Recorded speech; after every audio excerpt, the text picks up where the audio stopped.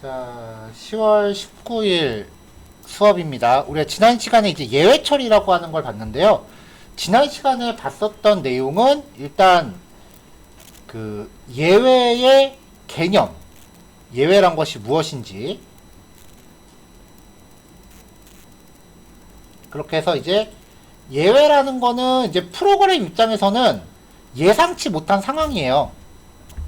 그래서 예외 이퀄 에러 상황이라고 여기시면 되고요. 대부분의 에러는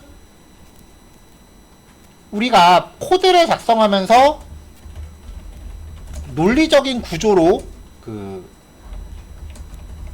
회피가 가능합니다. 대부분. 사용자 입력값을 그 검사한다거나 뭐 그런 조건문이나 반복문 같은 걸 사용해서요. 대부분 조건문이에요. 여기서 말하는 논리적인 구조라는 거는 if문이라고 보시면 돼요. 근데 프로그램의 논리가 아니라 어쩔 수 없이 발생하는 예외 상황들이 있어요. 그 논리적 구조로 대비할 수 없는 예외 상황에 대응하기 위해 try, catch, finally 문법 구조가 존재를 해요. 그래서 얘는 try 블록을 수행하다가 예외가 발생하면 트라이 블록의 수행을 중단하고 캐치 블록으로 이동을 합니다. 예외가 없다면 트라이 블록을 온전히 종료합니다. 이때 캐치 블록은 실행되지 않는 거죠. 마지막으로 예외의 발생 여부와 상관없이 파이널리 블록이 마지막에 무조건 실행되는데 파이널리 블록은 생략 가능해요. 이게 우리가 지난 시간에 봤었던 그 예외 처리 문법 구조였어요.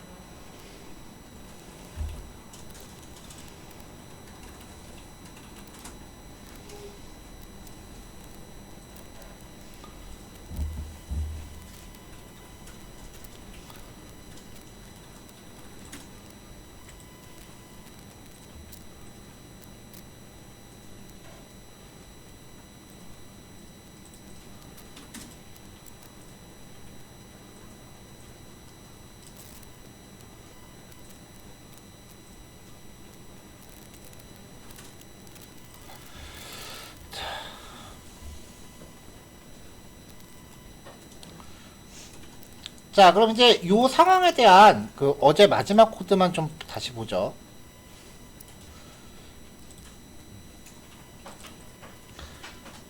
자, 이 트라이 블록을 진행하다가 안에 코드 내용은 사실 지금 중요한 게 아니에요.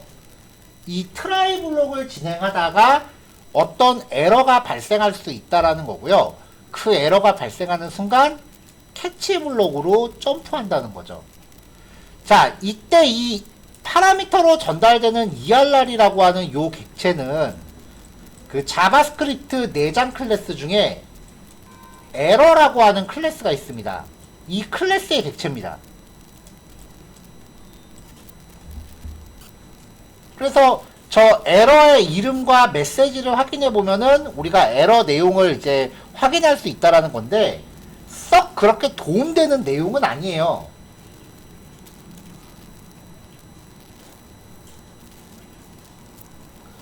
그래서 저 에러 객체가 이제 에러의 정보를 담고 있는 앤데, 우리한테 좀 도움이 될 만한 내용으로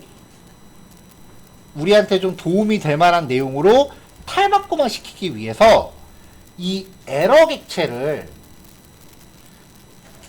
이게 자바스크립트 클래스예요.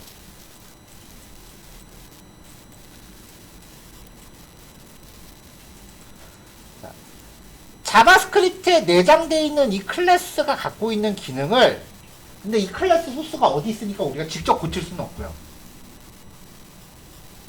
이 클래스의 기능을 확장하거나 수정하고자 합니다.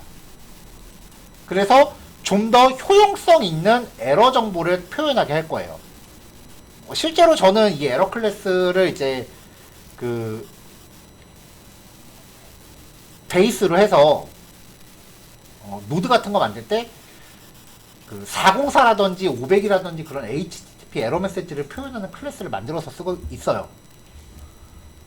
자, 그럴 때 우리가 사용할 수 있는 기법, 이 클래스의 기능을 확장하거나 아니면은 수정해야 되는데 이 원본 코드를 건드릴 수가 없어요. 왜냐하면 자바스크립트에 내장되어 있으니까. 그러면 우리가 새로운 클래스를 하나 만들고 얘를 상속 처리하면 되죠.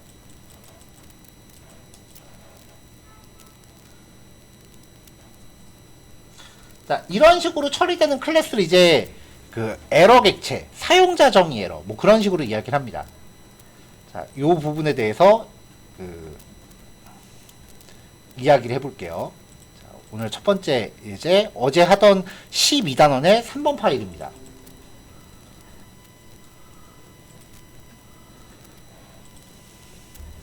자, 일단 자바스크립트에서 제공하는 기본 에러예요. 자, 에러라고 하는 클래스의 객체를 만들었어요. 자바스크립트 내장 클래스예요. 뉴에서 객체 만들면 되죠. 생성자 파라미터로는 에러 메시지를 이렇게 전달해주면 돼요. 그러면 요 객체가 갖고 있는 네임은 그냥 에러고요. 메시지는 요 파라미터 값이에요. 근데 이거는 그냥 객체를 만들어서 객체의 프로퍼티를 출력한 거기 때문에 요거 자체만 놓고 보면은 요 코드 제가 throw라는 부분 잠깐 잘라내게 해볼게요. 요거만 놓고서 실행을 시키면은 얘는 실제로 에러가 발생한 건 아니에요.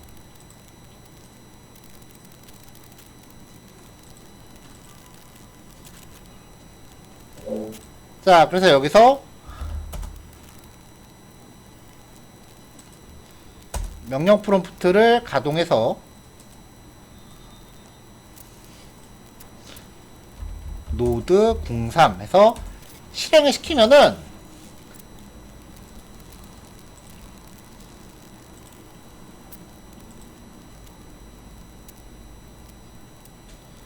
화면 배경은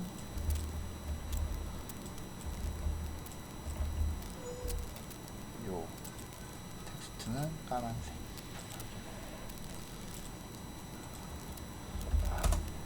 하나하나 다 일일이 맞추려니까 답답해.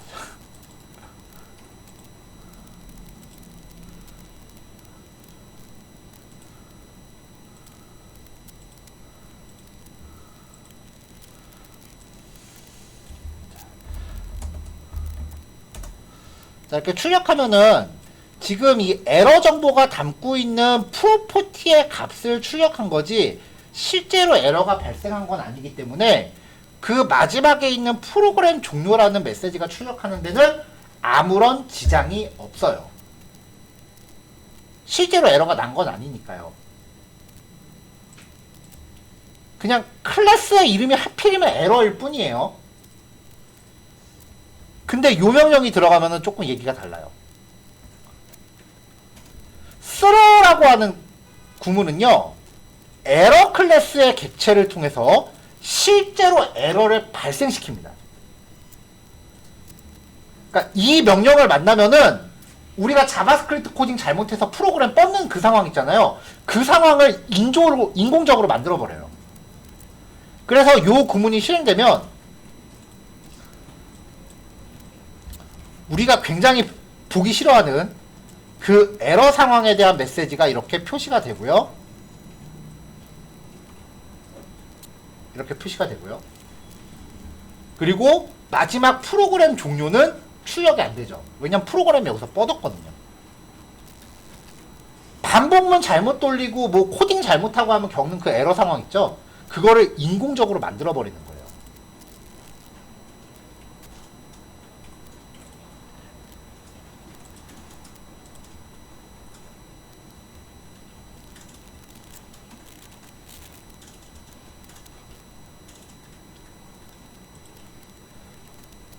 자, 생각하기에 따라서는 도대체 저 따위 짓을 왜 해야 되나 라고 생각하실 수도 있어요.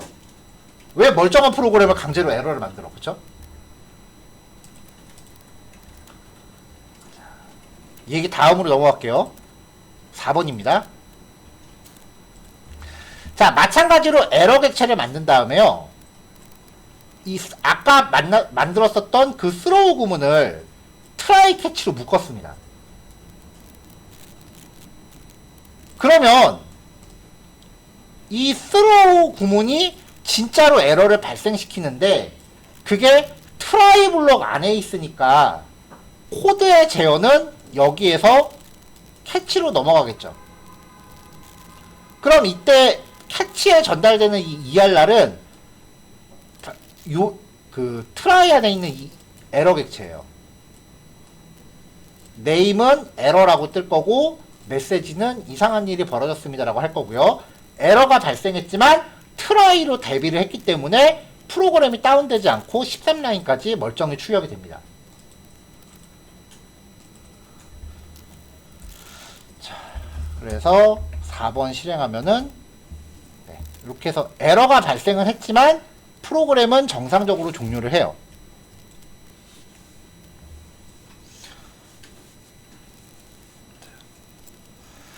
자, 아직까지도 도대체 저런 짓을 왜 해야 되나라는 생각이 드실 거예요, 분명히.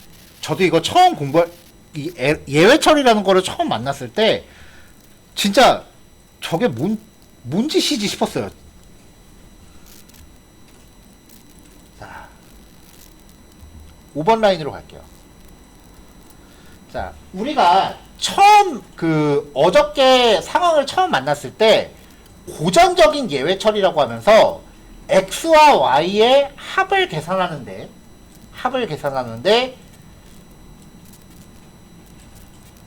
x나 y가 0보다 작은 값이 들어오면은 계산을 안 하겠다 라는 가정을 한 함수를 만들었었습니다.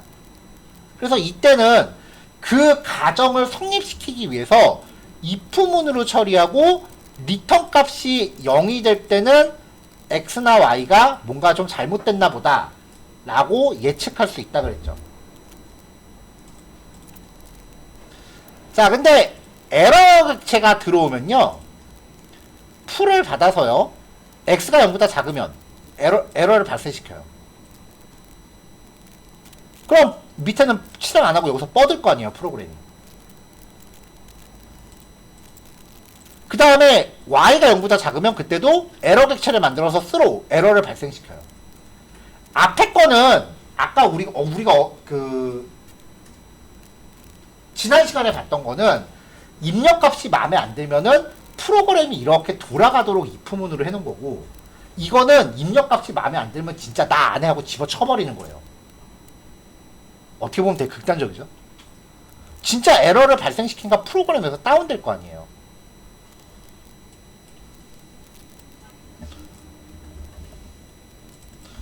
자, 코드 제가 잠깐만 이렇게 바꿔볼게요.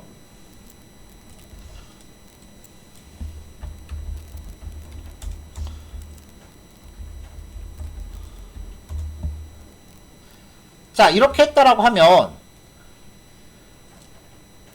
x로 전달되는 값이 마이너스 1이니까 5번째 줄에서 에러가 실제로 발생할 거고요. 그럼 프로그램은 여기서 나 안 해 하고 이걸 때려쳐버립니다. 그래서 22라인은 안 나올 거예요.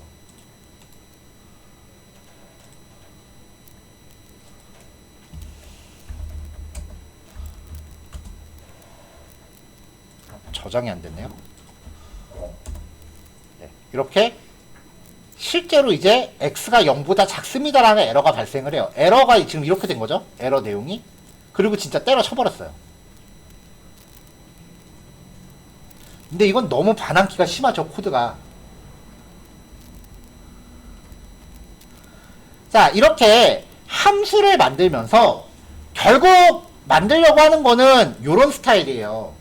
입력값이 정상적이지 않다면, 그러니까 내가 이 함수를 처리하는데 뭔가 조건이 완전히 갖춰지지 않았다면은 처리를 안 해야 되는 건데, 예를 들어서 회원가입 같은 거를 받으려고 했는데 사용자가 입력값을 제대로 안 넣었다면 가입을 받으면 안 되는 건데, 그거를 if문으로 이렇게 처리하는 거는 되게 올드한 스타일이고, 그 상황을 우리가 사용자가 입력을 제대로 안 한 상황을 에러라고 규정하자는 거예요.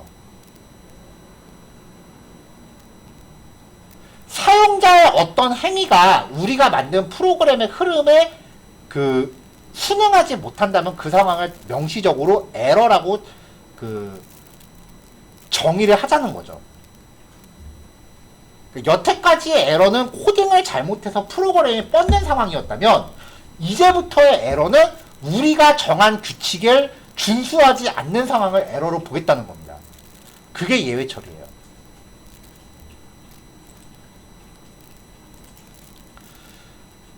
자, 그래서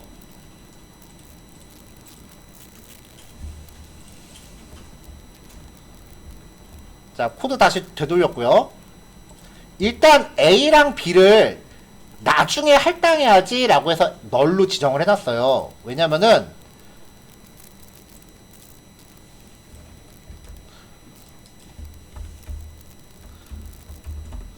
푸의 리턴 값을 A에다 담을 건데, 만약에 이렇게 선언을 하면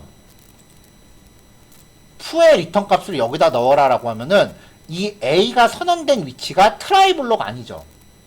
그러면은 우리 그 변수의 유효성 범위 때문에 이 A는 트라이 블록을 빠져나가지를 못해요. 그러니까 밑에서 출력하기가 좀 힘들어져요. 출력이 여기서는 안 되는 거죠. 그렇기 때문에 이런 경우는 블록이 시작하기 전에 변수를 미리 만들어 놓고 들어가야 되는데, 변수는 여기서 만드는데 할당은 트라이 안에서 해야 되니까 값이 나중에 대입되는 거잖아요. 그러니까 당장 뭐가 대입될지 모르니까 일단 비워놓겠다라는 의미로 너를 넣어놓는 거죠. 자, 그럼 풀을 사용하면서 마이너스 1이라고 값이 전달됐어요. x에. x가 마이너스 1이니까 여기에서 스로우 하고서 에러가 만들어지겠죠. 그쵸?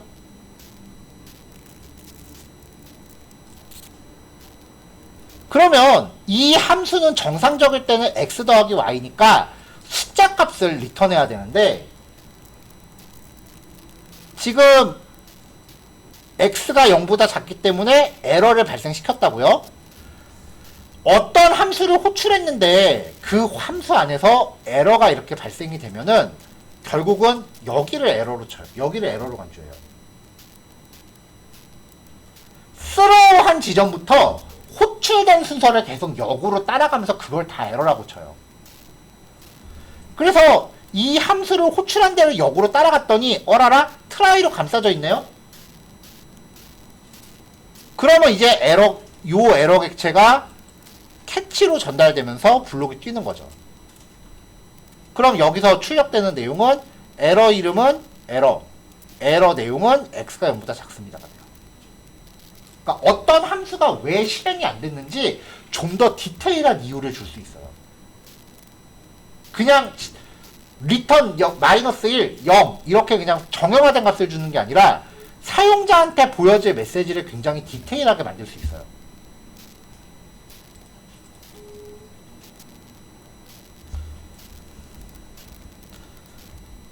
자, 이번에는 B는 Y를 마이너스 1로 해봤습니다. 그러면 요 메시지가 이 캐치 쪽에 에러 객체에 담겨서 전달되는 거죠. 자, 그래서 이렇게 해서 실행하면, 자, 에러 이름은 에러고 에러 내용은 x가 0보다 작다, y가 0보다 작다. 그래서 a와 b는 할당이 안 됐으니까 최초에 선언했던 널이 그냥 그대로 출력되겠죠. 이게 이 트라이 캐치라고 하는 문법이 자바스크립트 ES5 시절부터 원래 있던 문법이거든요. 되게 오래된 문법인데 jQuery가 사용되는 동안은 진짜 안 쓰였어요.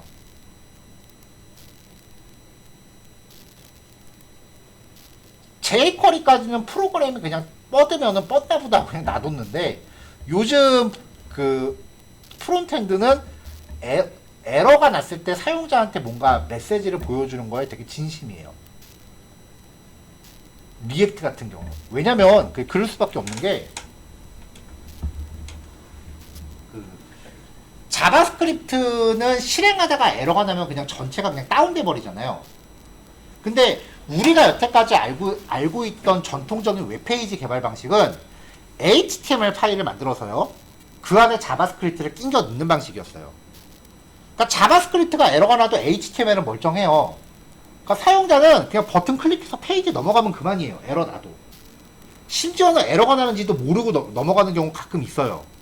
근데 리액트 같은 경우는 동작 원리가 HTML 페이지가 하나밖에 없어요. 리액트는. 심지어 div 태그 하나밖에 없어요. 거기에다가 자바스크립트로 계속 HTML을 넣었다 뺐다 하는 거예요. 생성했다 지웠다. 생성해서 넣었다가 또 빼고 다른 HTML 생성했다 이걸로 모든 페이지를 다 구현해요. 그러니까 실제로 리액트는 페이지 이동이 발생하질 않아요.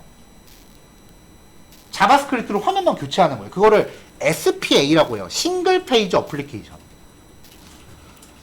그렇게 열심히 하고 있다 자바스크립트 에러 나면 어떻게 되겠어요? 다 다운되는 거죠. 사이트 내 모든 사이트 페이지가 다 다운되는 거죠. 그래서 리액트부터는 이 에러 처리에 되게 진심이에요.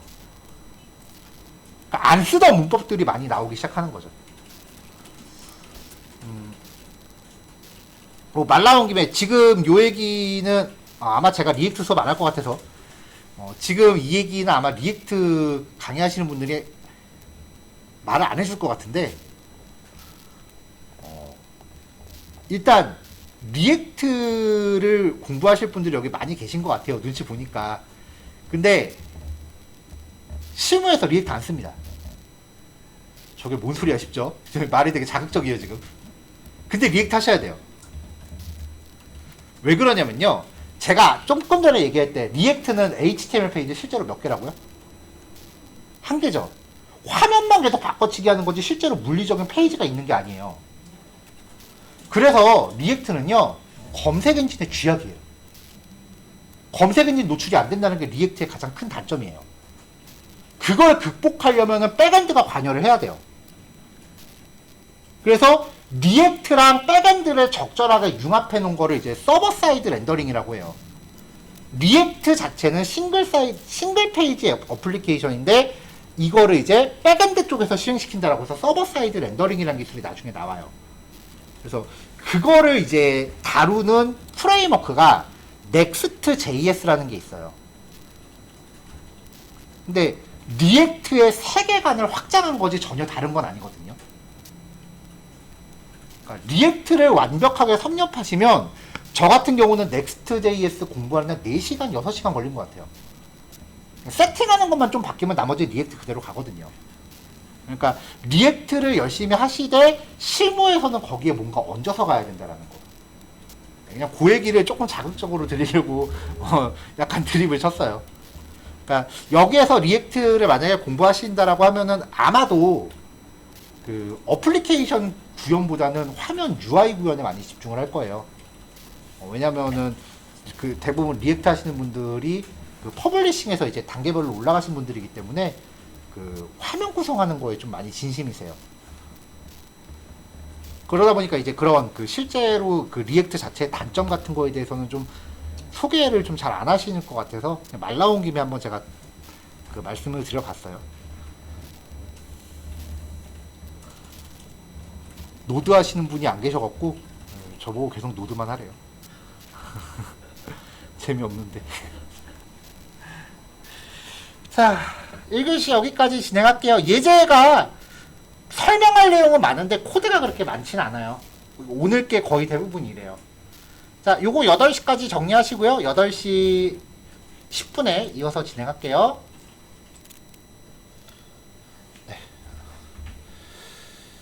자, 예외 처리를 하는 데 있어서 지금까지는 이제 자바스크립트에 내장되어 있는 이 에러라는 클래스를 사용을 했고요. 에러의 내용을 표현할 때는 이제 이 메시지를 사용을 했어요. 자, 그래서 그걸로 이제 5번 예제를 통해서 이제 에러를 이렇게 처리하는 방법도 있다라는 걸 소개해 드렸는데요. 여기에서 이제 내용을 좀 더 확장을 할 겁니다. 우리가 자바스크립트 클래스에 대해서 이야기를 할 때 상속이라고 하는 개념을 살펴본 적이 있어요. 원본 클래스가 이렇게 있을 때 이 클래스를 상속을 받는 새로운 클래스를 만들면은 여기에 정의하는 이 함수는 부모가 갖고 있는 기능을 그대로 가져오면서 플러스 알파로 추가가 되는 기능이라고 했었죠. 그때도 이제 이게 왜 저런 일까지 해야 되나라고 생각하셨을지 모르겠는데 이제 반을 툭 잘라서 위쪽에 있는 이 부모 클래스는 자바스크립트에 있는 내장 클래스인 거예요. 그 자바스크립트 내장 클래스는 우리가 기능을 건드릴 수가 없잖아요. 그러니까 그 내장 클래스의 기능을 뭔가 우리가 틀어버리고 싶다면 그걸 상속받는 새로운 클래스를 만들자는 거죠.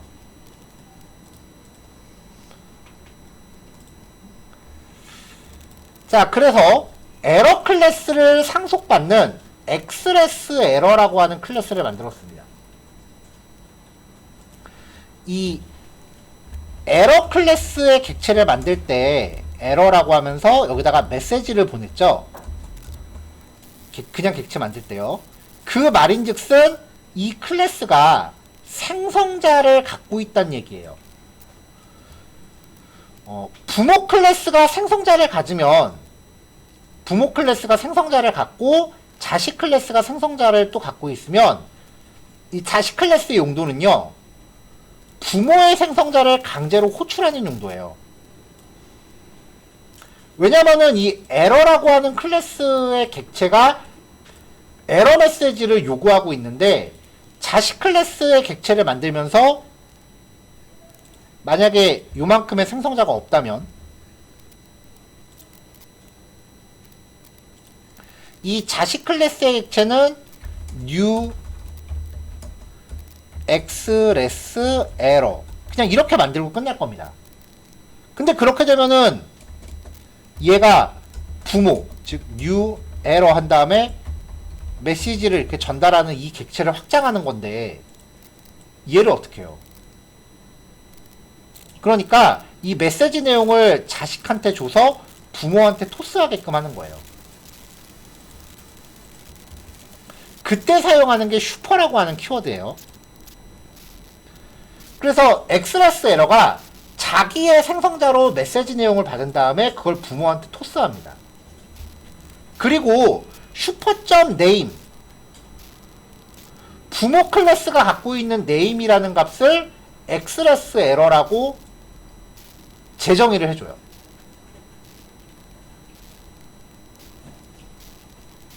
그 밖에 부가적으로 추가할 정보가 있다면 여기에서 뭐 dis.뭐뭐뭐에서 이제 값을 추가하는 거죠. 저는 나중에 이렇게 만들 때 여기에다가 스테이터스 코드는 404 뭐 이런 식으로 HTTP 상태 코드를 추가를 해요. 자, 이런 식으로 해서 에러 종류를 두 개를 만들었어요. 그냥 에러라고 하면은 저게 무슨 종류인지 알아보기가 애매한데 이렇게 하면은 에러 이름에 따라서 아 얘가 무슨 종류의 에러구나라는 거를 우리가 명확히 알 수 있게 된다는 거죠.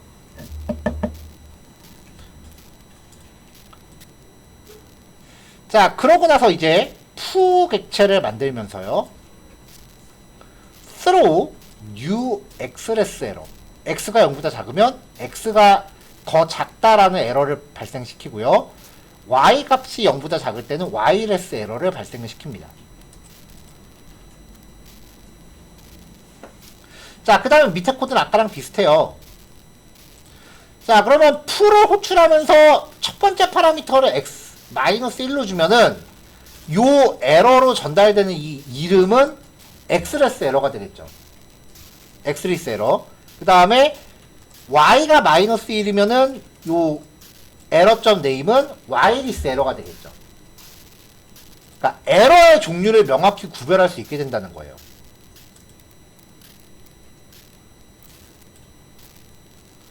자, 이렇게 y리스 에러, 위쪽에 x리스 에러. 여기 밑에 보면 마치 에러가 난 것처럼 이렇게 출력이 되는데, 밑에 쭉 보시면은 널 해서 얘네 두 개까지 출력이 끝났어요. 프로그램에 뻗은 건 아니에요. 그럼 요 내용은 뭐냐?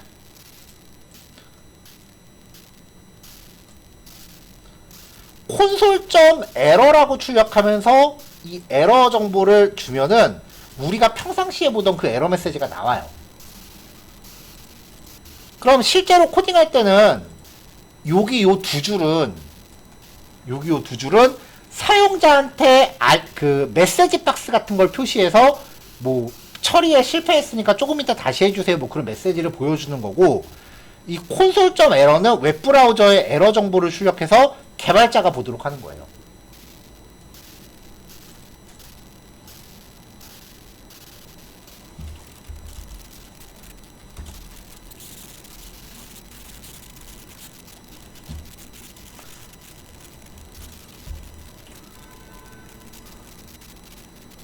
자, 크롬 브라우저 개발자 도구 상에서 콘솔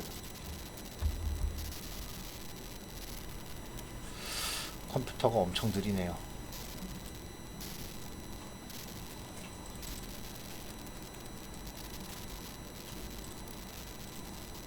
자, 여기서 콘솔.에러라고 하면서 메시지를 이렇게, 우리가 보통 콘솔.로그라고 출력을 해요.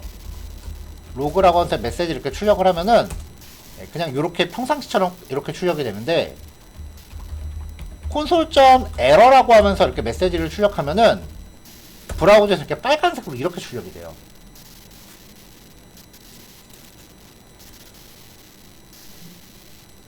이 정보가 실제로 웹브라우저에서 나오면 이제 빨간색으로 이렇게 강조가 돼서 출력이 되겠죠. 자, 그럼 이제 실전입니다.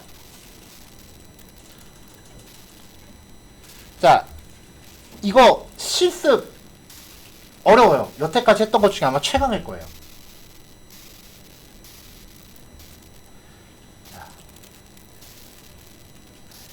자, 이제부터요, 중간중간에 무슨 헬퍼라는 이름의 클래스를 작성할 때가 종종 있으실 거예요. 우리 남은 내용들 진행하면서요. 이 무슨 헬퍼라고 하는 이 코드는 웹페이지 만들면서 그냥 여기저기 계속 그 재탕할 수 있는 모듈 파일입니다. 클래스 기반으로 돼 있고요. 여러 페이지에서 계속해서 쓸 건데, 그때마다 똑같은 기능을 새로 매번 만들면은 어차피 똑같은 건데 좀 낭비잖아요. 그래서 하나를 만들어서 여기저기서 그 공유해서 쓸 목적으로 싱글톤으로 만들었습니다. 싱글톤이라고 하는 개념은 전에 클래스와 객체 맨 마지막에 소개를 해드렸었어요. 근데 사실 싱글톤이라고 하는 건요, 여러 군데에서 재사용되는 목적의 객체다. 딱 그렇게만 기억하시고요. 말 그대로 패턴이기 때문에 딴 거 필요 없고 요만큼만 기억하시면 돼요. 그래서 상황이 발생하면 요 클래스 이름을 잘 보신 다음에 클래스 이름 맞춰서 여기 제가 지금 표시한 데만 고치시면 돼요. 그 객체 지향 언어를 작성할 때 주로 나오는 31가지 디자인 패턴이라는 게 있어요. 여기서 말한 디자인은 포토샵으로 하는 그 디자인이 아니라 설계를 뜻해요. 근데 말 그대로 패턴이기 때문에 프로그래밍이라는 언어가 나온 이래 계속해서 모든 개발자들의 경험이 누적된 거라서 코드가 굉장히 정형화되어 있어요. 일단 외우고 시작하는 거죠, 패턴대로. 대표적인 게 조금 전에 보셨던 싱글톤 패턴, 그 다음에 얘는 모든 곳에서 사용이 되고요. 그리고 MVC 패턴, DAO 패턴, 서비스 패턴 이런 것들이 있는데 얘네들은 주로 백엔드에서 많이 사용이 돼요.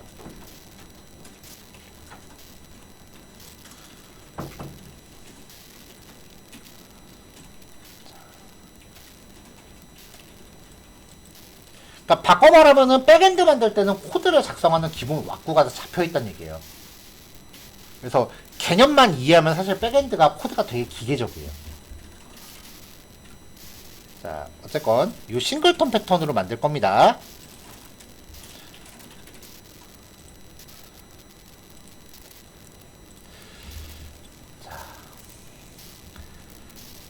지금 이 소스 파일을 기준으로 상위 폴더에 헬퍼라는 폴더 안에 regxhelper.js 파일을 기준으로 해서요. 여기에서 익스포트하는 객체를 regex라는 이름으로 받아오는 겁니다. 자, 그러니까 지금 이 비주얼 스튜디오로 작업하고 계시는 폴더 안에 단원에 대한 폴더가 있죠. 이 폴더를 기준으로 상위로 한 칸 올라가요. 경로 잘 맞추셔야 돼요. 이 폴더를 기준으로 해서 상위로 한 칸 올라가요. 그럼 거기에 헬퍼라는 폴더를 하나 만들어주세요. 굳이 이 위치를 이렇게 잡은 이유가요. 앞으로 이 헬퍼는 다른 단원들에서도 계속해서 갖다 쓸 거예요. 그러니까 특정 단원 폴더 안에 종속시키면은 나중에 다른 애들이 좀 경로가 엉키겠죠. 이 안에 regx 헬퍼라고 하는 애를 만들 겁니다.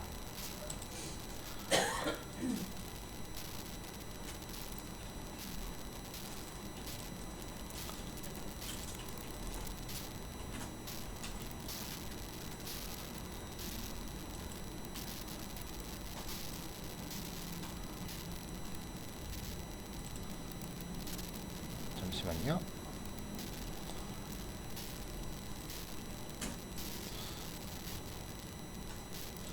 네, 제가 이 파일 드렸죠?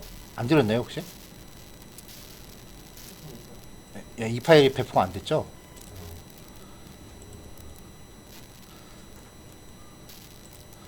수정전.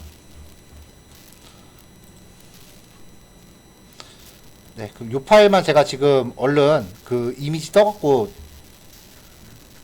배포를 할게요. 잠시만요.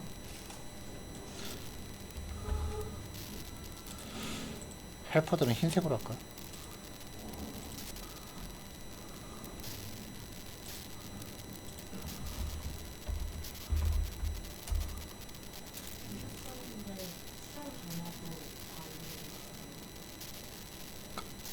아, 제가 수정전을 드린 게 아니라 아마 완성품을 드렸을 거예요.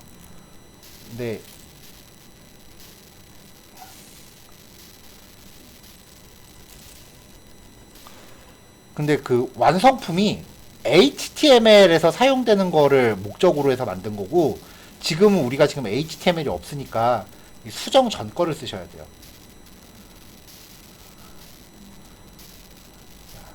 헬퍼 안에 헬퍼 수정 전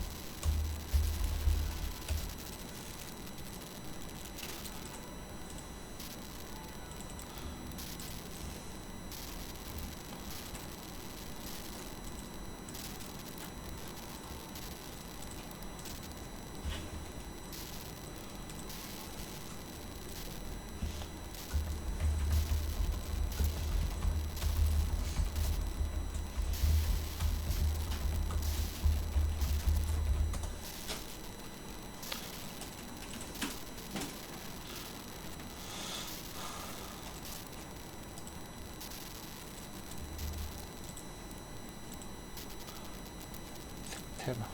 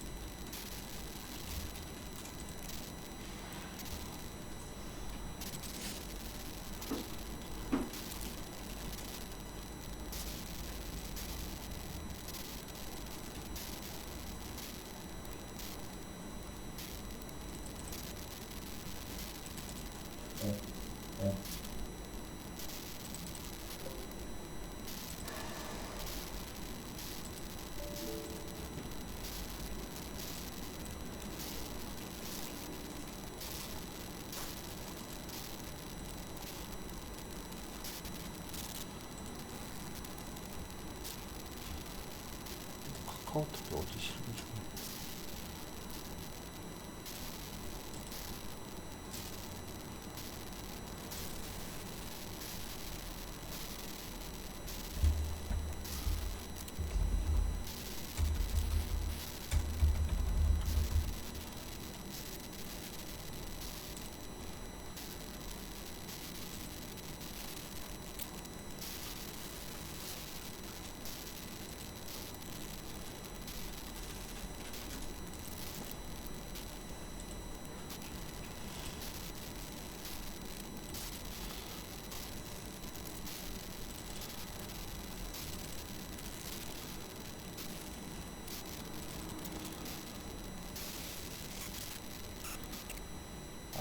카톡이.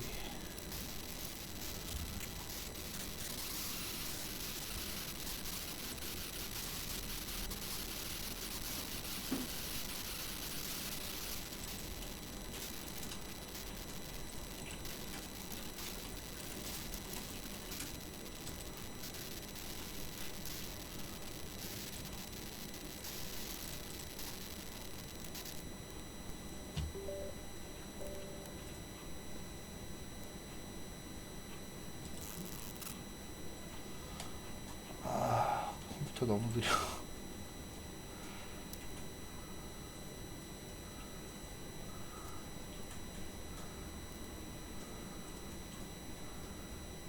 잠시만요.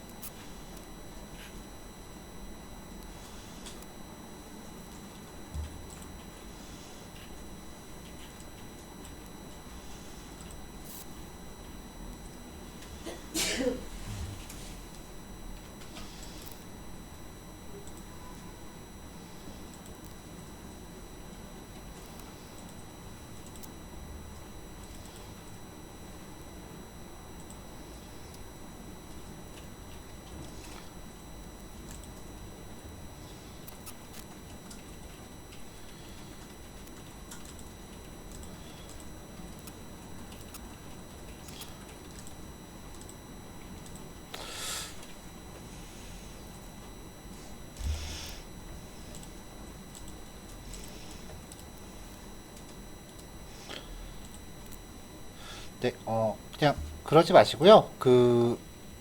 어차피 지금 요 REG 엑셀퍼를 만들고 나서 나중에 그게 폼 입력하는 거 할 때 다시 또 작성을 해야 되거든요. 그 수정 버전으로 다시 만들어야 되는데 똑같은 작업을 두 번 하는 것보다는 그냥 한 번에 끝내는 게 나을 것 같아요. 그래서 지금 예외 처리 단원에서 789 내용은 그냥 제가 배제를 할게요. 내용이 이후 내용이랑 중복되기도 하고요. 지금 보니까 좀 내용이 좀 너무 급조하는 것 같아서 13단원으로 넘어가는 게 오히려 더 매끄러울 것 같습니다. 네, 그래서 저 부분은 그냥 배제해 주세요. 그래서 그냥 비동기라는 걸로 넘어가죠.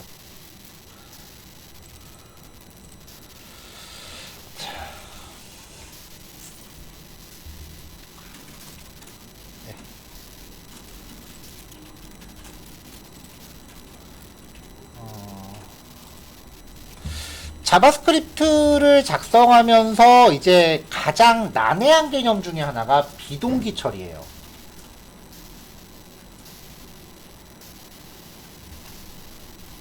이 비동기 처리라고 하는 개념에 대해서는 제가 지난 시간일 거예요.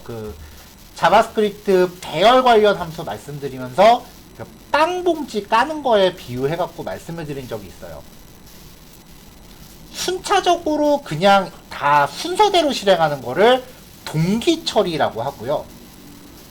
어떤 함수를 실행하는데 그 함수가 끝날 때까지 이 함수를 처리하는데 이 함수가 끝날 때까지 프로그램이 대기를 타는 거예요. 그걸 동기라고 해요. 동기식. 근데 이 함수가 끝나건 말건 그냥 다음 거 해버리는 거를 비동기라고 해요.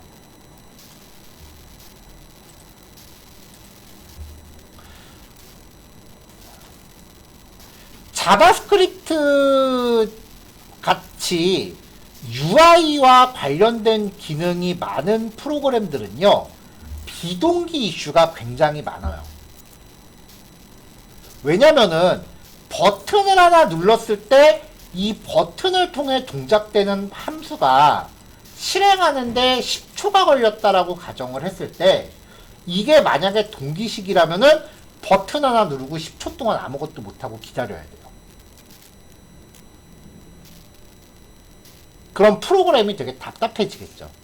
하지만 요 버튼을 누르면은 프로그램이 한 켠에서 10초 동안 작업을 하고 있고 이용자는 다른 것들을 또 건드릴 수 있게끔 만든다면, 그리고 10초 얘가 계속 10초 동안 따로 작업을 한 다음에 작업이 끝났을 때 완료되었습니다 하고 알림창 딱 띄워주면 그게 우리한테 더 익숙하죠.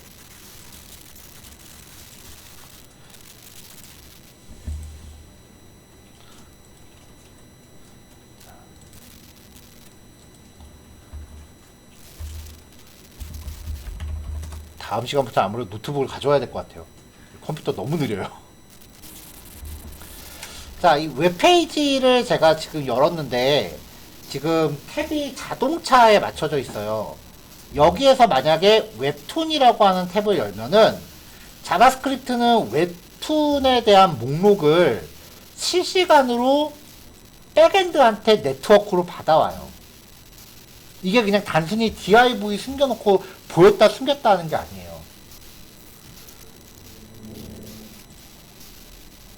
그걸 증명할 수 있는 게 네이버 같은 경우는 웹툰 컨텐츠가 보통 자정에 갱신되거든요. 그러면 밤 11시 59분에 여기를 클릭했던 거랑 그 다음에 다시 다른 페이지로 갔다가 12시 01분에 클릭하면은 컨텐츠가 바뀌어 있을 거예요. 날짜가 바뀌니까. 이 컨텐츠가 또 딴 데로 갔다가 다시 오면은 다음날 걸로 바뀌어 있을 거예요. 왜냐면 매번 클릭할 때마다 백엔드한테 실시간으로 데이터를 받아오기 때문에 그래요.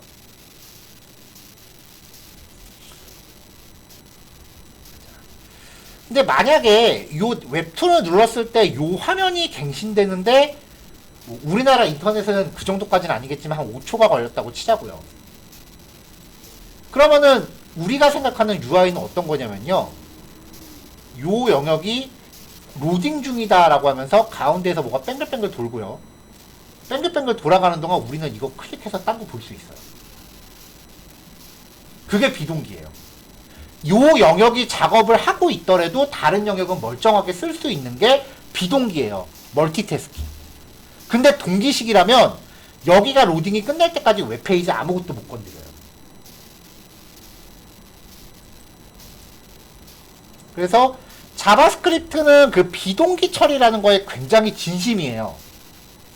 그리고 고전적인 자바스크립트가 비동기 처리를 하기 위해서 선택했던 방법이 콜백 함수입니다. 가장 대표적인 게 타이머예요. 자, setTimeout이라고 하는 함수는, setTimeout이라고 했던 함수는요, 지정된 시간 동안 렉을 걸은 다음에 요 콜백 함수를 호출을 해요. 만약에 제가 아까 말씀드렸던 것처럼 버튼을 눌러서 네이버 웹툰이 로딩될 때까지 아무데도 못 건드렸다면은 같은 원리로 1초 후에 요 결과가 떨어지기 전까지 프로그램은 다음으로 못 가요. 여기가 나중에나 출력될 거예요. 하지만 비동기 처리는 1초 후에 얘를 실행시켜 주세요 라고 하는 거를 일종의 제3의 공간의 작업을 예약을 해서 그냥 너 혼자 알아서 하세요 라고 하고 지갈길 가버리기 때문에 요 결과가 떨어지기 전에 여기가 먼저 출력된다는 거죠. 그래서 실행을 하면은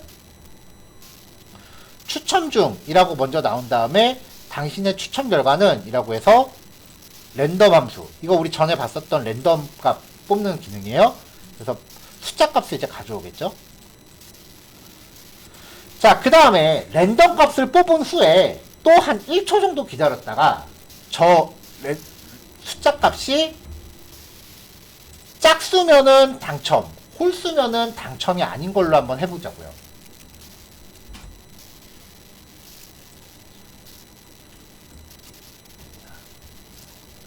자, 근데 조건이 이 랜덤 값을 뽑은 다음에 정확히 3초 후에 당첨 여부를 알려주고 싶어요.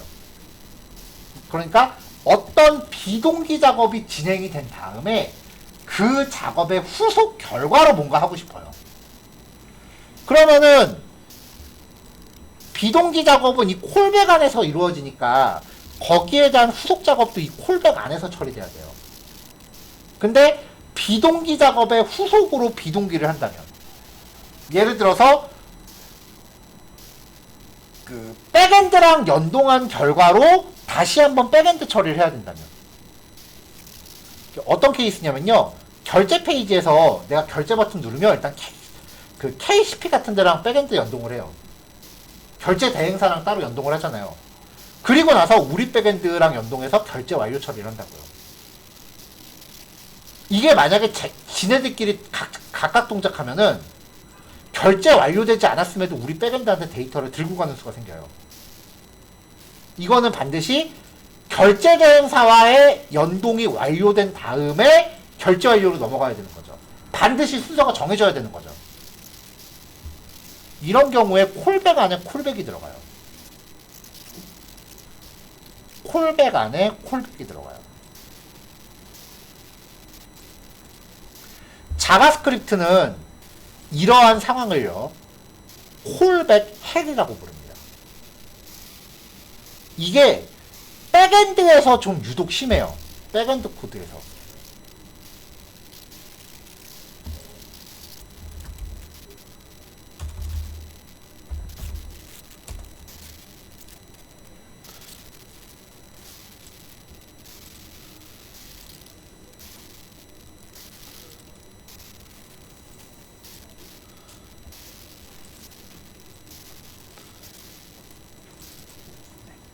이게 지금 Node.js 백엔드 코드의 일부인데요.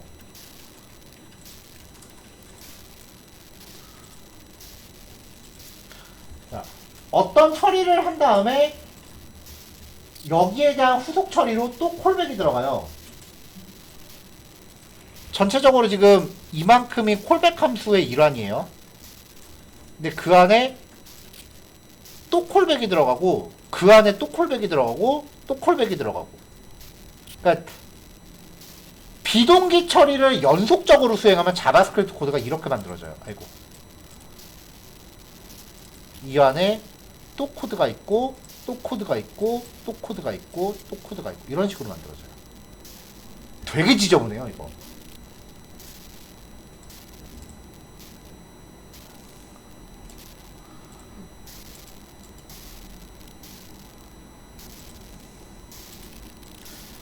아직까지도 이렇게 만들고 있는 게 있어요.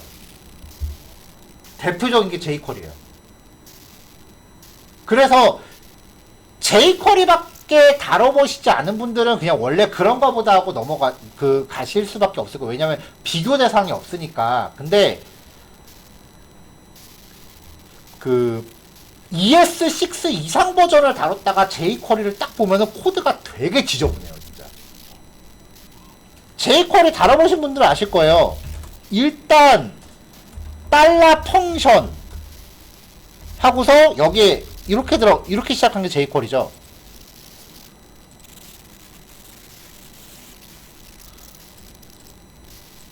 이게 jQuery죠. 일단은 달러라는 함수 안에 콜백부터 넣고 시작하는 거예요. 여기서 뭔가 클릭하게 하고 싶다. 샤프 점 클릭이라고 해놓고 여기에 펑션 또 들어가죠. 콜백 안에 콜백 또 들어간 거잖아요. 버튼 눌렀는데 하필이면 내가 타이머를 가동하고 싶네. set interval 하고서 콜백 또 들어가죠.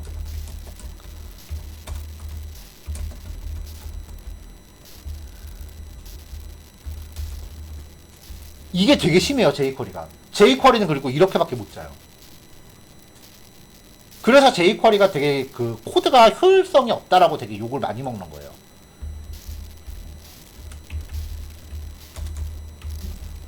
그나마 이거 조금 정리하면은 화살표 함수 넣어서 정리가 좀 되기는 해요. 이렇게 하고 여기도 이렇게 해서 화살표 함수로 정리하고 여기도 이렇게 화살표 함수로 이렇게 코딩할 수 있는데 사실 그렇다고 해서 콜백이 사라지진 않죠. 더 복잡해지죠.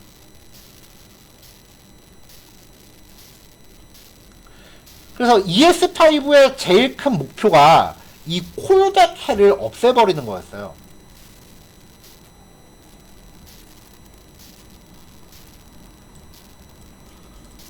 자, 요거는 그래서 이제 콜백 헬이라고 하는 그 상황을 설명드리려고 좀 억지스럽게 만들어 놓은 코드예요.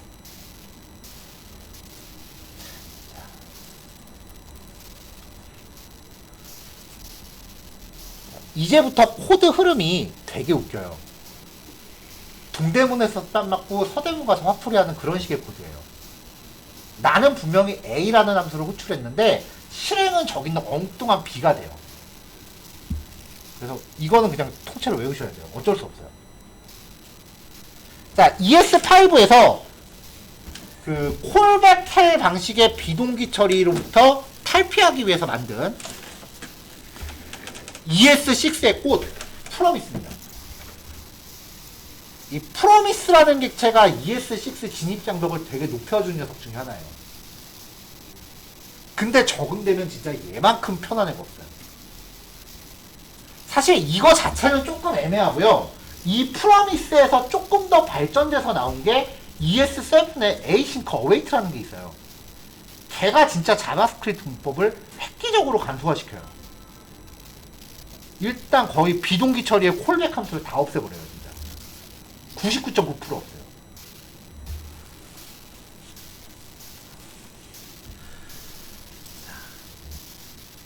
자, 랜덤 함수는 아까랑 좀 비슷하게 만들려고 만들어 놨고요.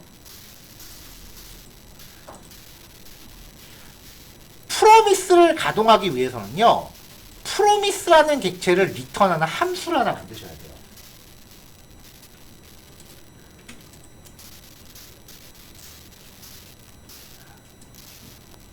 자, 생성자 안에 파라미터가 뭐가 들어가는지를 조금 이따 보기로 하고, 함수를 하나 호출하면은 여기에서 new promise라고 해서 만드는 객체가 리턴이 됩니다. 그럼 얘가 여기로 담기겠죠.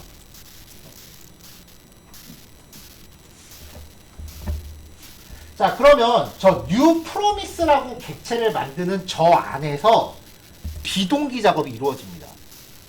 타이머를 돌린다거나 대표적인 케이스는 백엔드랑 연동한다거나.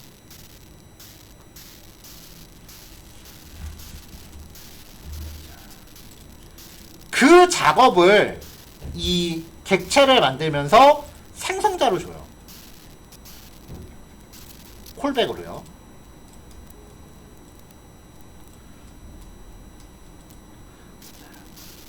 자, 그러면 요 프로미스 객체는 두 개의 미리 약속된 파라미터를 콜백 함수에 전달을 해요. 그럼 이 안에서 내가 하고 싶은 처리를 뭔가 막 하는 거예요. 그 다음에 그 작업의 결과가 성공인지 실패인지를 판단을 하세요. if문 같은 걸로요. 그래서 작업에 성공했다라고 판단이 되면은 리졸브라고 전달된 요 파라미터, 얘가 함수거든요. 얘를 호출합니다. 실패로 판단됐다면 리젝트를 호출합니다. 리졸브와 리젝트는 둘 다 단 하나의 파라미터를 가질 수 있습니다. 그래서 여러 개의 복합적인 정보를 줘야 된다라고 하면 제이슨으로 묶어야 돼요.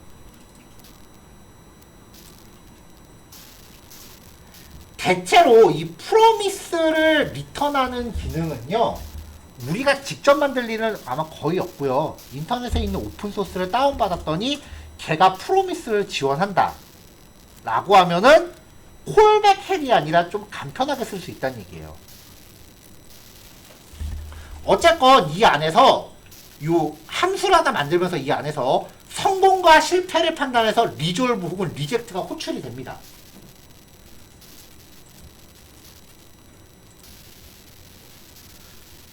이 프로미스는 얘가 된 거죠. 마이 프로미스. 그러면 이제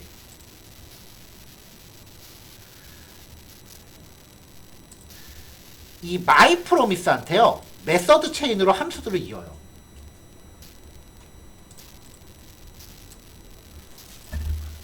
then catch finally.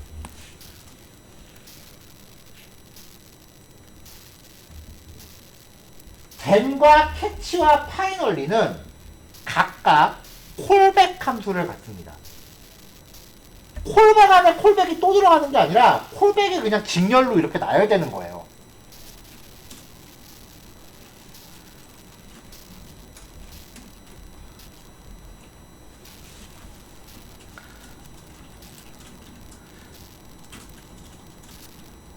자, 그러면 여기서 그 아까 프로미스를 리턴하면서 작업이 성공했을 때 리졸브를 호출하라고 말씀드렸죠?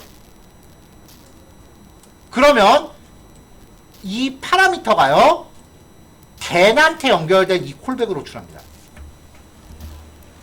리졸브는 then한테 전달된 콜백 함수를 호출합니다.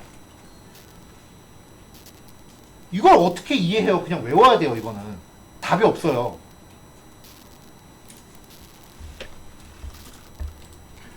리젝트가 호출되면요, 이 리젝트는 캐치에 연결된 콜백을 호출합니다. 그러면서 이 파라미터들이 일로 전달되는 거예요. 마지막 파이널리는 그 성공 실패 여부에 상관없이 무조건 실행됩니다. 그럼 대부분 여기 안에서요, 백엔드랑 연동하고요, 여기서 백엔드랑 연동 성공했을 때 화면 갱신, 캐치에서는 연동 실패했을 때 알림창 처리, 파이널리는 로딩 바 닫기. 보통 그렇게 처리가 이렇게 정형화가 돼요. 이게 지금 보면 코드가 되게 복잡해 보이는데 진짜 옛날 방식으로 처리하면 코드가 더 복잡해요. 그러니까 jQuery로 AJAX 하느니 저라면 이걸로 그냥 하고 말아요. jQuery로 AJAX 처리하면 코드가 세상 지저분해져요. 진짜. 그러니까 jQuery 자체가 HTML 태그를 이렇게 제어하는 거는 되게 좋은 라이브러리예요. 애니메이션 효과 주기도 되게 잘 돼 있어요, jQuery가. 근데 그 밖에 다른 기능들, AJAX나 그런 프론트적인 기능들을 만들 때는 세상 안 좋아요. 워낙 옛날에 만들어진 거니까 어쩔 수가 없죠. 그런 것들을 좀 보완하기 위해서 나온 거긴 합니다. 자, 여기서 또 하나 특이사항이 있습니다. 혹시 요거 알아보시겠어요? 제이슨 전달했죠? 얘가 하나예요. 지금 얘가 하나예요. 그러면 파라미터를 받을 때, 콜백 함수가 파라미터를 받을 때 데이터라고 받으면 돼요. 그러면 data.msg, data.a, data.b, data.c예요.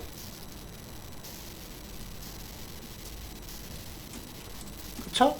요 제이슨 객체가 요로 전달이 됐죠.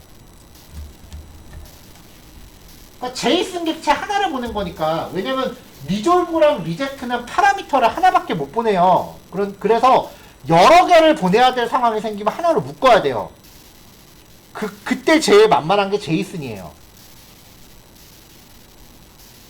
하나로 묶어서 보냈으니까 받을 때도 하나로 받아야 됩니다. 그래서 데이터란 이름으로 받은 거고, data.msg, data.a, data.b, data.c 그렇게 받는 거예요.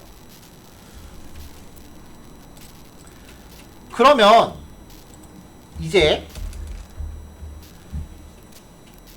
우리 예전에 제이슨 할 때 구조분해라는 문법 혹시 기억나세요? 자, 저 데이터 안에 MSG와 ABC가 있죠?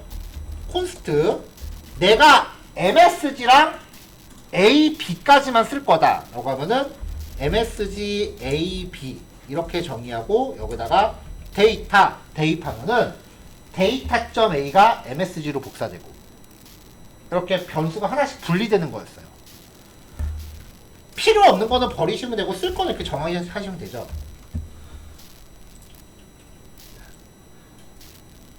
요 데이터 얘랑 같은 애죠. 그리고 요 데이터가 이걸로 분해된 거죠. 결국은 요 덩어리랑 데이터는 같은 거예요. 그러니까 이 덩어리가 얘랑도 같은 거죠.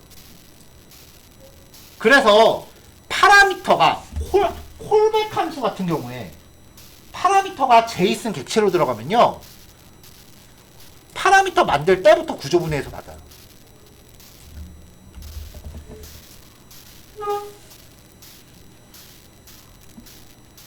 사실 바닐라 스크립트에서 이렇게까지 하는 경우 그렇게 많지 않을 거예요.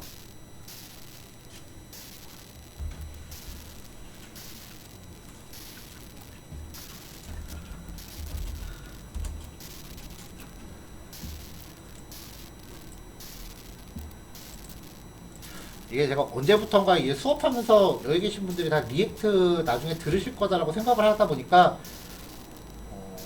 일단 제가 예전에 리액트 수업을 했거나 아니면 이제 취업반 학생들 대상으로 수업을 할 때 자바스크립트 지금 우리 하고 있는 거를 이제 알려주고 나서 다음에 리액트로 갈 거 아니에요. 그럼 그때 제가 자바스크립트 하면서 이거 꼭 기억해 놓으세요, 꼭 외워 놓으세요, 나중에 리액트 가서 나와요 라고 되게 목놓아 부르는 게 있는데, 막상 그때 딱 가면은 저게 뭐였지? 저게 뭐더라 하면서 이제 애들이 와르르 무너지는 포인트가 있어요. 오늘만 해도 딱 그랬는데,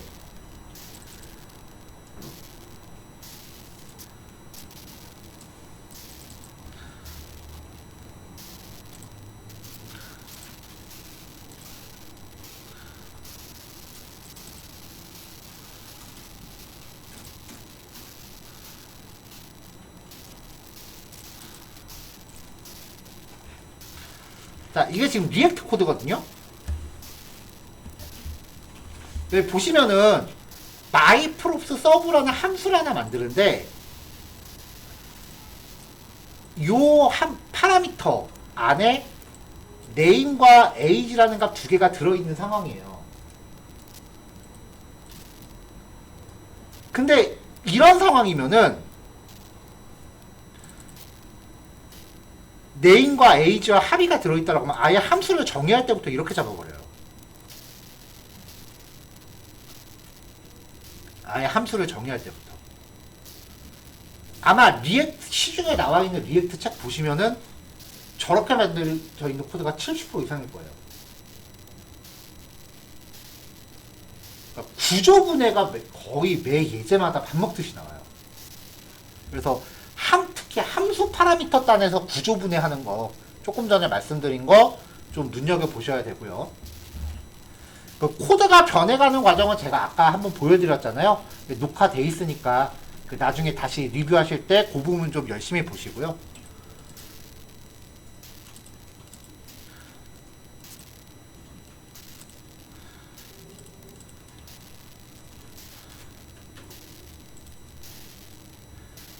그 리액트 들어가면은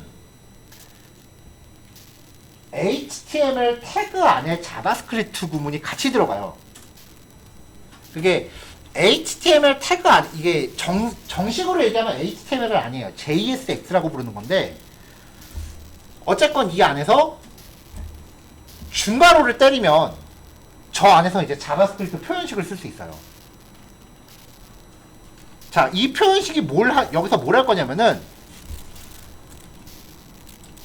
시즌스 배열을 갖고 맵 함수를 돌려요. 우리 며칠 전에 얘기했으니까 맵 함수 어렴풋이 기억나시죠? 맵 함수의 역할은 배열의 원소를 전부 스캔합니다. 이런 역할, 배열의 원소를 전부 스캔하는 게 두 개가 있었어요. 포이치랑 맵. 근데 포이치는 그냥 다 스캔만 하고 끝나요. 맵은 뭔가 리턴을 해요. 그래서 이 맵 함수는 리턴을 하면은 원본하고 사이즈가 똑같은 배열을 하나 리턴을 해요. 그게 맵의 특징이에요. 그럼 이 콜백 함수에서 리턴하는 게 여기에 원소가 하나씩 이렇게 들어간다는 거죠. 그럼 여기서 리턴해주는 게 뭔지 보시면은 td 태그를 지금 리턴하고 있잖아요. tr 안에 있으니까 당연히 td를 지금 리턴한 거죠. 그럼 이제 이 자리에 이제 td 태그가 이제 4개가 딱딱 세팅이 되는 거예요. html을 저딴 식으로 만들어요. 근데 이것도 제가 오늘 학생들한테 맵 함수 꼭 기억하는지 안 하는지 한번 테스트하려고 일부러 이렇게 짠 거예요. 이게 일부러 이렇게 어렵게 짰다는 얘기가 아니라 풀어서 짠 거예요. 그래도 맵 함수 설명 다시 해달라는 애들이 한 3분의 1 나오더라고요. 실제로는요, 화살표 함수죠. 한 줄밖에 없죠. 코드 추가 더 되잖아요. 이렇게요. 이렇게요. 아마 리액트 책 서적 가서 보시면 이런 코드 되게 많이 나올 거예요. 그러면 저 중괄호 안에 있는 게 자바스크립트인지 그냥 텍스트 적어놓은 건지 모르면 구별이 안 가요.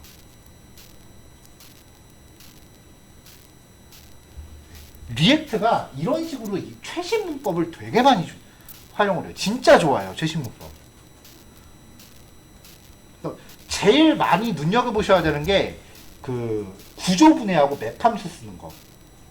사실 그거 두 개만 열심히 보셔도 한 리액트에서 많이 나오는 문법의 한 절반 이상은 먹고 갈 거예요.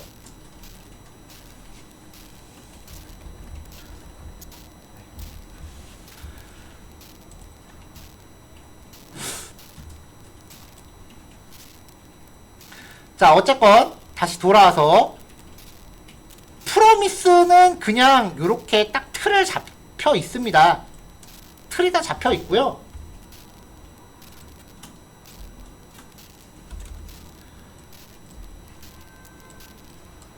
자, 요게 기본 틀인데 뉴 프로미스 하면서 콜백을 하나 주는데 이 안에서 무슨 작업을 하는지는 여러분들 맘이에요. 근데 작업이 성공했다라고 판단되면 리졸브로 호출하고 실패했다고 판단되면 리젝트로 호출하세요. 그러면 이제 성공 실패 여부에 따라서 then이 실행되느냐 catch가 실행되느냐로 나눠집니다.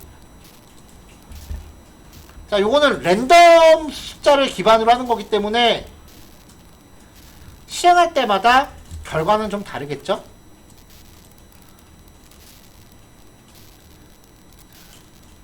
자, 얘가 지금 1초 정도 렉을 걸었다가 실행합니다. 자, 꽝 당첨. 이렇게 나오네요.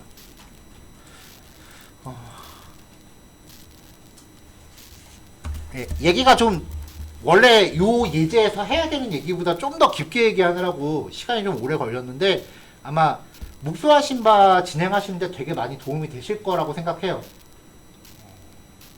적어도 다른 데는 다른 학원은 사실 제가 가본 적이 없어서 모르겠고, 적어도 이 기관에서 진행되는 리액트 수업에서는 그 다른 강사님들조차 되게 취약하신 부분을 제가 지금 말씀을 드린 거니까 나중에 오늘 영상은 꼭 따로 한번 또 챙겨보세요.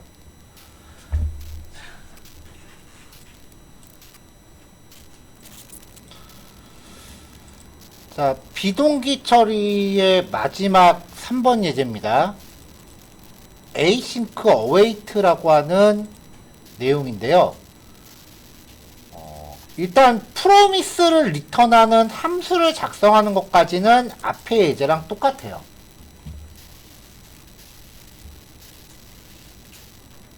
그래서 이 안에서 어떤 처리를 진행하고 성공했을 때와 실패했을 때를 나눠서 리졸브와 리젝트를 호출한다까지입니다. 자, 근데 뭐 실패하면 그냥 에러 나는 거지 성공 실패를 따질 일이 뭐가 있느냐라고 생각하실지도 모르겠어요. 근데 요 안에서 일어나는 일은요, 프로미스 안에서 일어나는 일은 거의 100% 백엔드랑 연동하는 AJAX 처리예요.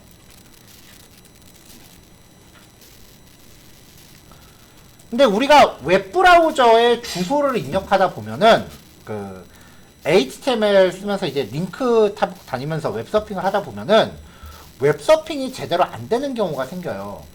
첫 번째가 404 에러 뜨는 경우. 이 경우는 뭐냐면은 페이지를 찾을 수 없습니다라고 브라우저에 뜨는 경우예요. 두 번째는 400 에러가 뜨는 경우예요. 접근 권한이 없습니다 라는 경우, 잘못된 접근입니다 라고 하는 경우요. 그 다음에 403이 뜨는 경우가 있어요. 이거는 접근 권한 없음. 403이 뭐냐면은 URL을 http://naver.com/news 밑에 today까지만 입력했는데 이 폴더 안에 index.html이 없네요. 그럼 페이지가 안 나올 거 아니에요? 그럴 때는 403이 떠요. 마지막이 500이 뜨는 경우. 이 경우는 그 백엔드 자체에 에러가 났기 때문에 프론트엔드가 어떻게 손 써볼 상황이 아닌 경우예요. 그러니까 이번에 카카오 터진 것 같은 그런 경우가 500에 해당해요. 그러니까 이제 프론트엔드 입장에서는 백엔드랑 뭔가 여러 가지 상황을 대비하면서 백엔드랑 연동을 해야 되는데 프론트가 미처 손쓰기도 전에 이런 상황들이 생길 수 있다라는 거죠. 그러면은 이런 상황이 생겼을 때는 리젝트로 빼는 거예요.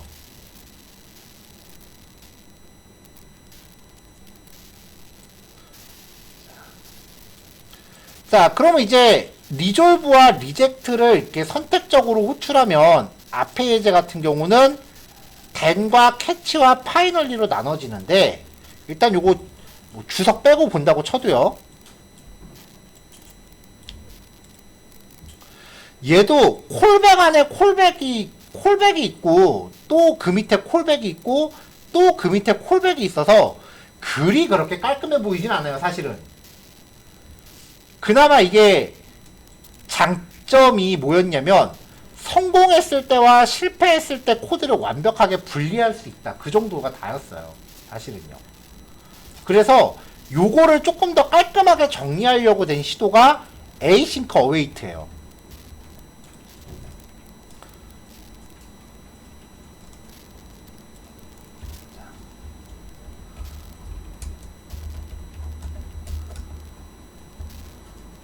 자, async await라고 하는 건요, 프로미스 객체를 리턴하는 함수를 호출하는 새로운 방법입니다.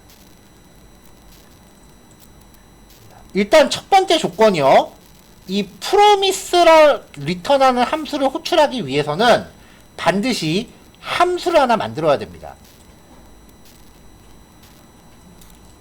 근데 async 함수를 만들어야 돼요. async 함수라는 게 뭐냐면은 함수 만들 때 앞에 async라고 이름을 적는 거예요.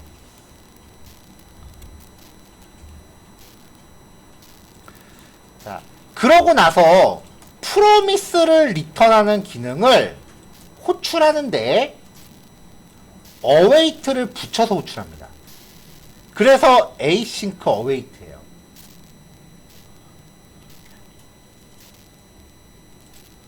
그러면 얘도 흐름이 되게 웃겨요.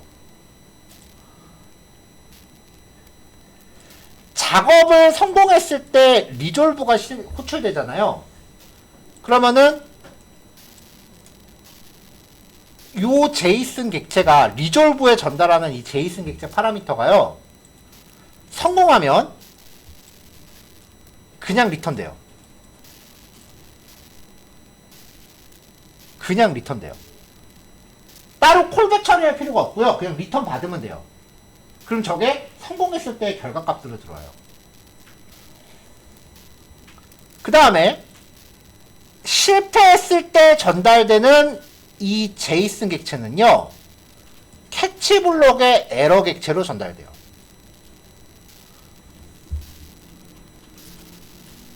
이건 진짜 흐름이 이해고 뭐고 없어요. 그냥 외우셔야 돼요. 이것만큼은 답이 없어요, 진짜.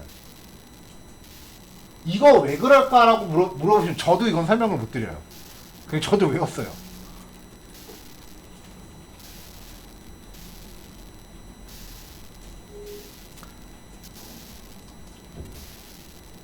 이게 프로그래밍 공부하다 보면은 예를 들어서요. 여러분들 HTML 코딩 하실 때 H1 태그가 왜 글자가 크게 나오는지 생각해 보신 적 있으세요? 없어요. 그거 웹브라우저 개발사가 그렇게 만들었기 때문이에요. 그러니까 그 프로 코딩을 공부하다 보면요. 많은 분들이 왜라는 그 이유를 찾아야 된다라고 그렇게 많이 말씀하시는데 저는 반대예요. 왜라는 거는 프로그래밍 공부하시는 분들은 생각하시면 안 돼요. 저거는 왜라고 하는 질문은요.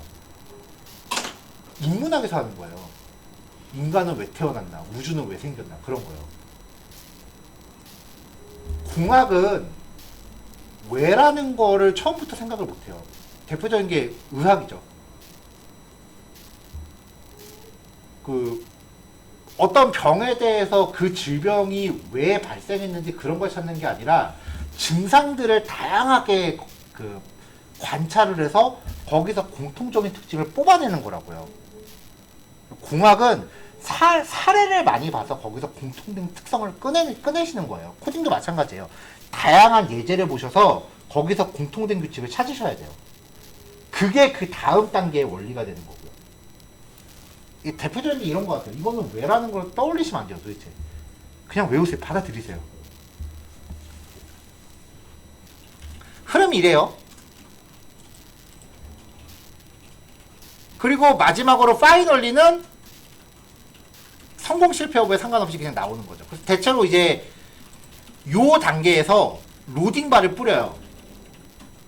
요 단계에서 로딩바를 뿌려요, 화면에. 로딩바 뿌리는 것도 사실은 그냥 뺑글뺑글 돌아가는 그 GIF 이미지 있잖아요. 그거 하나를 화면 가운데다가 이렇게 배치해 놓고 그 디스플레이 속성으로 보였다 숨겼다 하는 것 뿐이에요. 그래서 웹에서의 로딩바 특징은 몇 퍼센트 완료 그거 표시 못 해줘요. 그냥 뺑글뺑글 돌아가는 게 다예요. 그 다음에 이제 여기서 뭔가 처리를 하고요. 마지막에 파이널리에서 로딩바를 닫아요. 그러면은 요 에이싱크 영역의 실행 흐름은 전체 프로그램에 영향을 주지 않고 그냥 지가 알아서 제 독립적인 공간에서 따로 실행을 해요. 자, 근데 여기 보시면 함수를 만든 거잖아요. 함수를 만들기만 하고서는 그냥 저 자체가 실행이 안 되죠. 그래서 얘를 이렇게 호출을 한번 해줘야 돼요. 이렇게. 그래야 제가 동작을 할 거 아니에요. 근데 원래 함수라는 거는 우리는 예제 만들면서 이렇게 함수 정의하고 밑에서 바로 호출하고 다였지만 보통 함수라는 거는 만들어 놓으면은 최소한 버튼 눌렀을 때 호출해라. 뭐 이런 식으로 뭔가 어떤 트리거가 있어야 돼요. 저렇게 만드는 함수는 사실 아무 의미가 없어요. 그래서 자바스크립트에서요. 근데 어쩔 수 없이 함수를 만들어야 되는 경우가 있어요. 함수를 만들기는 하되 그냥 만들자마자 네가 알아서 자동으로 실행해라 라는 함수가 있어요.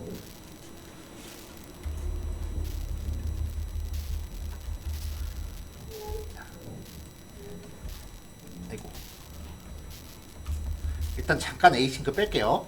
함수를 만들면서 익명함수로 갑니다. 익명함수로 가고요. 익명함수 전체를 괄호로 묶어요. 덩어리로 만드는 거예요. 함수 전체를 그냥 소괄호로 묶어요. 자, 그 다음에 함수를 호출할 때 우리 뒤에 괄호 붙이죠. 그래서 그 뒤에 괄호를 이렇게 붙여요. 찍어요. jQuery 코드 이런 거 되게 많았는데, 옛날 거. 즉시 실행 함수라고 불러요. 함수를 만들자마자 그냥 자동으로 실행해버리는. 근데 요즘은 이걸 또 화살표 함수로 쓰네요.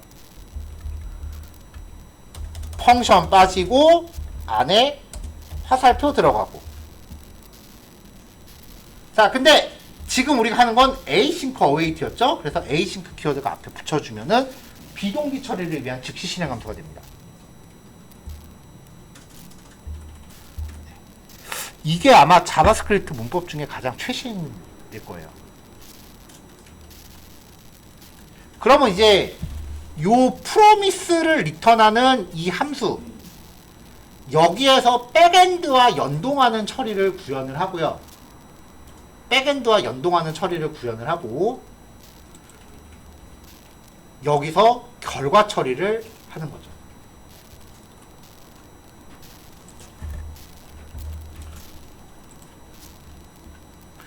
그럼 이제 저런 걸 활용하면은 이제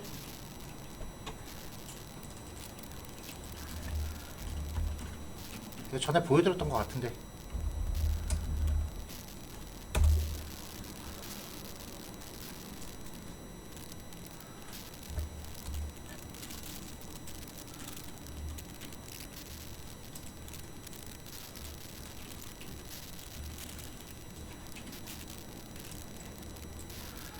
이런 게 나오는 거예요. 요 날짜를 선택했을 때 이제 그 지금 영화진흥위원회와 이제 연동을 시도를 하고요. 연동이 되면은 그 결과로 HTML 화면에 뭔가 출력하는 처리가 이렇게 들어가는 거죠.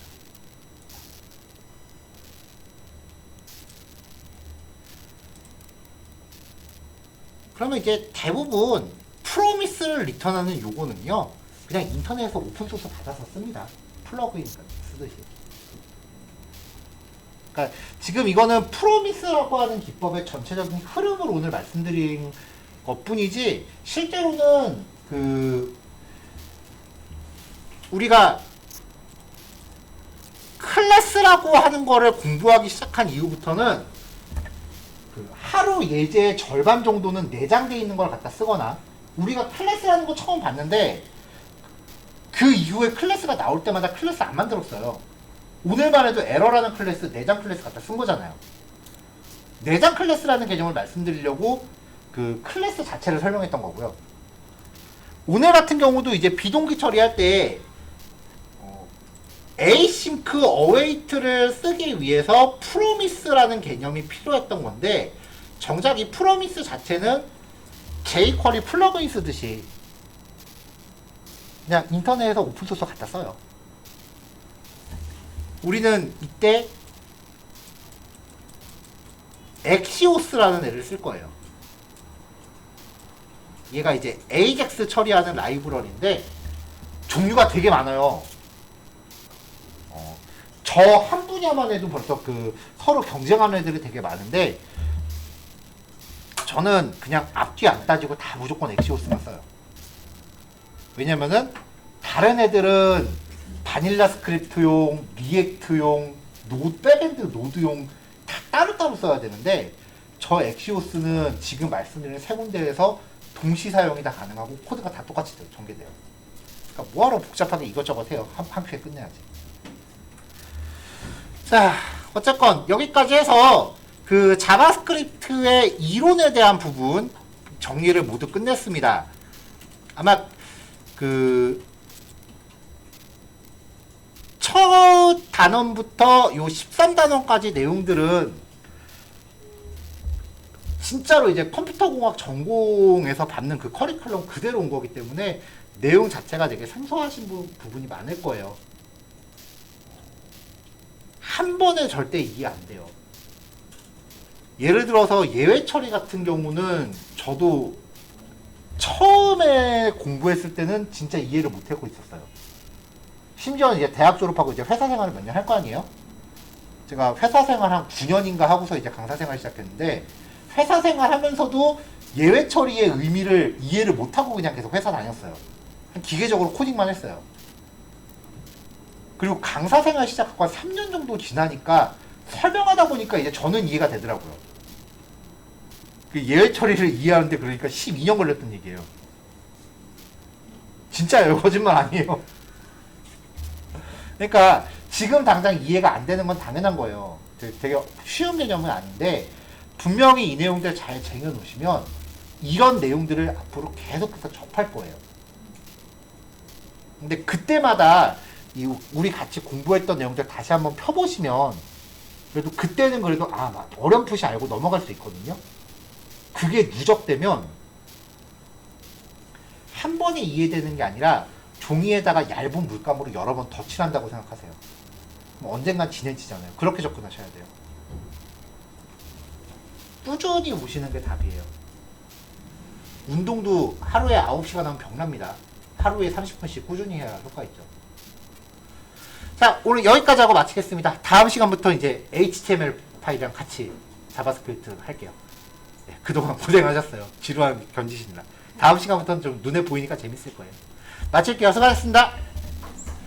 네.